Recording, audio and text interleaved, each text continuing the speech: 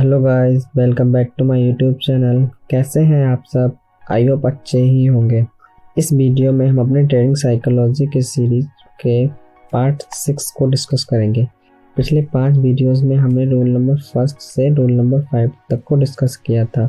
अगर आपने अभी तक उन 5 रूल्स को नहीं सुना है तो थोड़ा सा टाइम निकाल कर उन्हें भी सुन लीजिए। इस सीरीज में हम स्टीव बर्न्स द्वारा लिखित 39 of the world's most powerful stock market rules को डिस्कस कर रहे हैं। तो चलिए शुरू करते हैं रूल नंबर 6 को।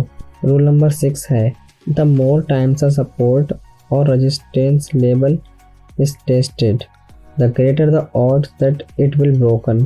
Old resistance can become the new support and the old support may become the new resistance. Steve Burns लिखते हैं चार्ट्स पर प्राइस रेजिस्टेंस और सपोर्ट का क्या कारण है। क्या आपको पता है चार्ट्स पर रेजिस्टेंस और सपोर्ट कैसे क्रिएट होते हैं? प्राइस हैज मेमोरी, अर्थात प्राइस के पास पुरानी मेमोरीज होती हैं। यदि प्राइस न्यू हाई बनाता है और तभी वहां से रिवर्स मारता है और अपनी कीमत को कम कर लेता है, तो बहुत से लोग कम कीमतों पर स्टॉक को होल्ड करने का फैसला करेंगे कि यदि स्टॉक उस लेवल पर वापस आता है तो वे इसे तुरंत सेल कर देंगे। होल्डर्स ऐसा करके सेलर्स का एक ग्रुप बनाते हैं और पुराने प्राइस की प्रतीक्षा में उनके टारगेट पर सेल करने की कोशिश करते हैं। जब प्राइस अपने हायर लेवल पर वापस आती है तो होल्डर उन्हें तुरंत बेच देते हैं और राहत महसूस करते हैं कि उन्होंने हाई प्राइस पर सेल करने का दूसरा मौका नहीं गंवाया। ऐसा करके प्राइस को वे फिर से नीचे ले आते हैं। प्राइस सपोर्ट लेवल बनाने के लिए भी ऐसा ही होता है। लोगों का एक ग्रुप जो $98 के भाव पर खरीदना चाहता है और जब प्राइस $100 पर पुल बैक मारता है और कीमत को सीधे 105 पर ले जाता है, तब वे पार्टिसिपेंट जो सस्ता खरीदना चाहते थे वे पहला मौका चूक गए हैं। अब वे निराश होकर निर्णय लेते हैं कि यदि प्राइस वापस $100 पर आता है तो वे इस कीमत पर खरीद लेंगे। यह नए सपोर्ट लेवल पर इच्छुक बायर्स को क्रिएट करता है। तो ये बायर्स अवसर की प्रतीक्षा कर रहे होते हैं कि कब प्राइस उनके लेवल पर आए और वे बाय कर सकें। यही कारण है जो शेयर्स के लिए प्रमुख सपोर्ट और रेजिस्टेंस लेवल को क्रिएट करता है, यानी कि वो एक पर्टिकुलर लेवल्स पर अपनी बिड लगा के रखते हैं कि मेरे को इस प्राइस पे मिलेगा तो मैं बाय करूँगा। तो अगर प्राइस उस लेवल को ब्रेक करके जाता है तो फिर उस पे वापस आता है जिस लेवल पर उन्होंने बिड लगा के रखी होती है, तो वो वहाँ पर सपोर्ट की तरह काम करता है। आगे स्टीव बर्न्स ने लिखा है कि सपोर्ट और रेजिस्टेंस लेवल कई बार टेस्ट हो सकते हैं जब तक प्राइस के लिए एक नई ट्रेडिंग रेंज का ब्रेकआउट नहीं होता या फिर बाजार में एक्यूमुलेशन या डिस्ट्रीब्यूशन नहीं हो जाता।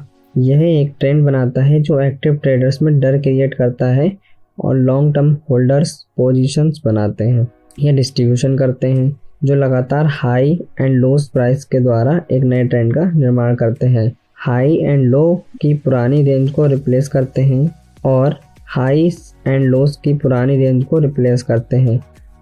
जब एक ट्रेडिंग रेंज का ब्रेकआउट होता है और बड़े डिस्ट्रीब्यूटर या एक्यूमुलेटर मार्केट पर कब्जा कर लेते हैं और वे एक ट्रेंड का कारण बनते हैं, लेकिन ये सीधे ऊपर या नीचे नहीं जाती है। इसको अप ट्रेंड या डाउन ट्रेंड में मूव करने के लिए किसी न किसी पैटर्न की आवश्यकता पड़ती है। बाजार को किसी एक दिशा में आगे बढ़ने के लिए एक पैटर्न की आवश्यकता होती है और फिर सप्लाई डिमांड की मांग को भी पूरा करना होता है और ये ऐसे करके स्वयं को रिट्रेस भी कर लेती है। आगे स्टीव बर्न्स एक एग्जांपल से समझा रहे हैं कि यदि किसी स्टॉक का $105 पर पुराना रेजिस्टेंस था और ये अचानक $108 तक के लेवल को ब्रेक करता है तो संभावना अच्छी है कि यह कम से कम एक बार फिर से $105 लेवल पर वापस आएगा। यह उस कीमत पर बायर्स को दे देगा जो 105 से ऊपर ब्रेकआउट पर खरीदना चाहते थे, लेकिन उन्होंने अपॉर्चुनिटी को मिस कर दिया था।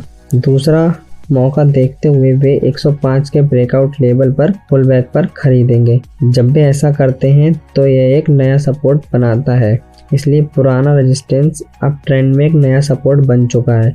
मोमेंटम और ट्रेंड ट्रेडर जो शुरुआती ब्रेकआउट से चूक गए थे वे एक नए ट्रेंड पर सवार होने के अवसर के लिए पहले पुल बैक पर खरीदते हैं।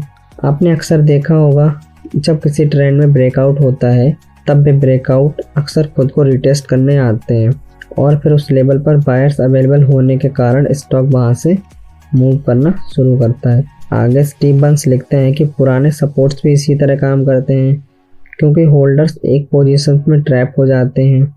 यदि पुराने सपोर्ट लेवल टूट जाते हैं तो वे तय करते हैं कि अगर एक बार मौका मिल जाए और प्राइस पुराने सपोर्ट लेवल पर मिल जाए तो वे अपनी पोजीशन से निकल जाएंगे।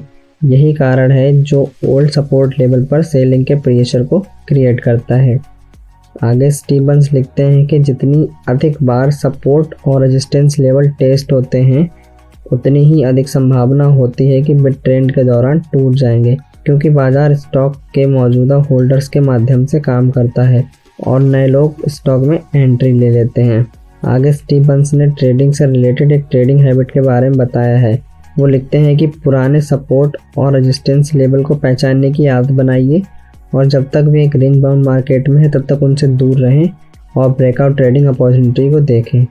तो गाइस, इसी के साथ हमारा रूल नंबर 6 भी कंप्लीट होता है। अगर आपको वीडियो पसंद आई हो तो प्लीज़ लाइक कीजिए, शेयर कीजिए, सब्सक्राइब कीजिए। मिलते हैं नेक्स्ट वीडियो में नए रूल के साथ। तब तक के लिए राम राम, सलाम, सत श्री अकाल।